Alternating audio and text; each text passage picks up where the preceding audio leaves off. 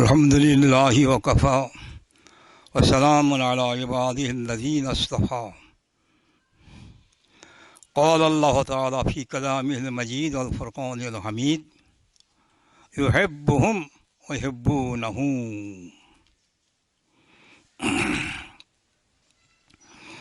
গত 1 ডিসেম্বর বেলা 11টা থেকে কিছু সময় আমি একটা স্পেশাল মজলিস করেছিলাম। তাতে 20-22-25 জন লোক, আমাদের মজলিসের বিশেষ বিশেষ লোক হাজির ছিল। সেদিন আমার হাকিকাতের বয়ান ছিল। তো আমি তো হাকিকাতের বয়ান বহুদিন থেকে করে আসছি, বহুদিন থেকে। আমার সব বয়ানের ভিতরেই কিছু কিছু বয়ান, হাকিকাতের বয়ান থাকে। তো আসলে কথা হলো, সব মানুষের ভেতরে সমান যোগ্যতা নেই। ইস্তেদাদ জিনিসটা আলাদা, মানে পটেনশিয়ালিটিস ইনহারেন্ট। সবার মাথা সমান নয়, সবার ব্রেন, চিন্তাধারা সমান নয়। যার ফলে আমার বয়ান অনেকে শুনেছে, অনেকে পড়েছে। ওই দাওয়াতে হকে 13টা সংখ্যা বেরিয়েছে, কিন্তু সবাই সব কথা ধরতে পারেনি, ওই পড়েই চলে গেছে। তো আমি সেদিনে বললাম যে দেখো, আমি আজকে তোমাদের বিশেষ করে হাকিকাতের বয়ান এই করব যে একেবারে হাকিকাতের প্রাথমিক স্টেজ থেকে শুরু করব। হাকিকাতের এমন কিছু কথা আছে যেগুলো প্রাথমিক স্টেজ, সেইগুলো দিয়ে শুরু করব। তা সেইগুলো দিয়ে শুরু করে আমি বেশ কিছুক্ষণই বলেছিলাম। তারপরে বললাম যে এরপরে আমার বয়ান যত হতে থাকবে, ওই হাকিকাতের বয়ান যে হলো, এরই উপর ভিত করে আরও বিস্তৃত হবে, এক্সপ্যানশন করব ইনশাআল্লাহ, এই কথা বলেছিলাম। তো কথা হচ্ছে, প্রথম একটি কথা, হাদিসে কুদসি। হাদিসে কুদসি কাকে বলে? যে মহান বিশ্বনবী বললেন যে আল্লাহ বলেন। এখন আল্লাহ বলেন মানে কি নিশ্চয়ই সেটা ওহী হয়, কোরআন। কিন্তু কোরআন নয়, ওহী নয়। এমনি আল্লাহ বলেন, উনি জানতে পারলেন আল্লাহর তরফ থেকে, যেমন ইলহাম হয়, সেই তাকে বলে হাদিসে কুদসি। তো মহান বিষ্ণুই বলেন যে আল্লাহ বলছেন বা আল্লাহ বলেছেন, কুনতু কানজাম মাখফিয়া, কুনতু কানজাম মাখফিয়ান ফা আরাদতু অফি রেওয়ায়াতিন ফা আহবাবতু আন উরাফা। আমি একটা গুপ্তধন ছিলাম, আমার কোনো প্রকাশ ছিল না। আল্লাহ নিজে বলছেন, আমি একটা ঠিক যেন গুপ্তধন সদৃশ ছিলাম, তার কোনো প্রকাশ ছিল না, ম্যানিফেস্টেশন ছিল না। তো আমি ইচ্ছা করলাম তারপরে নিজেকে ব্যক্ত করব, নিজেকে প্রকাশ করব। তো তখন তিনি কিভাবে করলেন? নিজেই একটা নূরে বিকশিত হলো। নূর,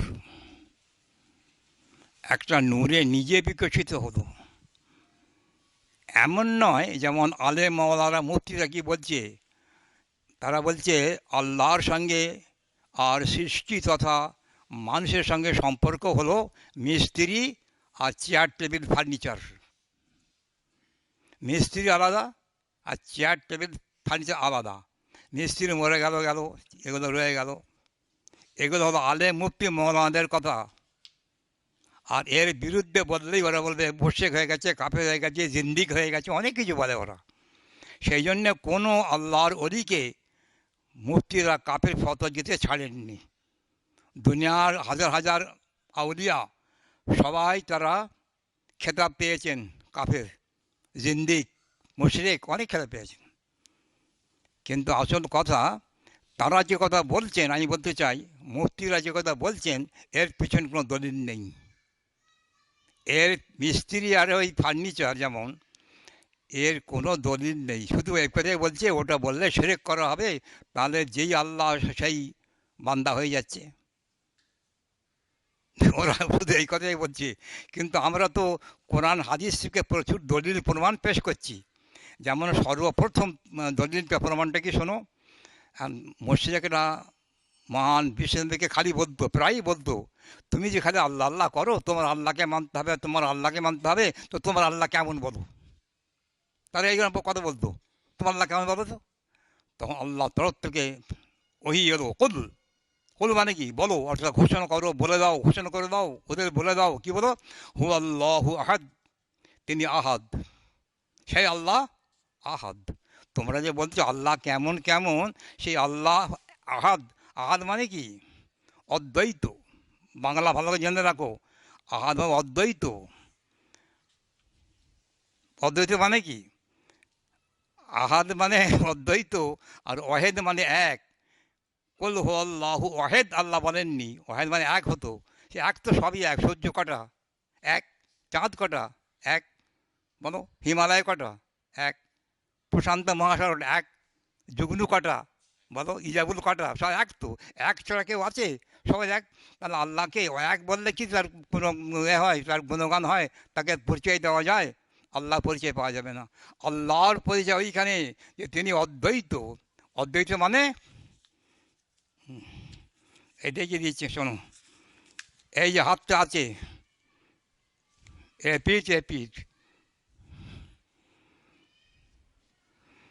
স্রষ্টা সৃষ্টি একসঙ্গে গাঁথা, স্রষ্টা সৃষ্টি একসঙ্গে গাঁথা।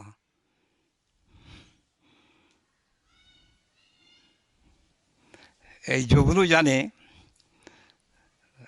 24 পরগনার কানখুলিতে পীর ছিলেন হযরত মৌলানা আব্দুল হামিদ হামিদ জালালি সাহেব। তো তার গজল ছিল, বাতি তো আলো নয়, তবে বাতি আলো এক নয়। এইভাবে, বাতি তো আলো নয়, কিন্তু বাতি আলো এক নয়, উনি এইভাবে বলতেন। আমার একটা গজল আছে না, কি বলা হচ্ছে,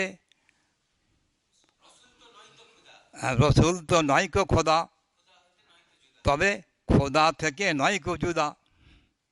এবারে বোঝো, রসুল তো নয়কো খোদা, সবাই জানে।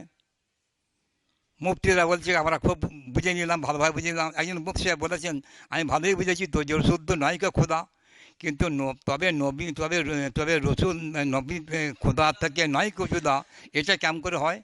ওটা কেমন করে ঘরে বসে বুঝতে পারবে না। ওর জন্য তোমাকে নম্র হতে হবে, মনকে পরিষ্কার করতে হবে, হিংসা দূর করতে হবে, অহংকার দূর করতে হবে, দূর করে মন পরিষ্কার করে বিশুদ্ধ নিয়ত নিয়ে এই দরবারে বসতে হবে। তার সোজা কথা, তবে সেই রত্ন পাবে।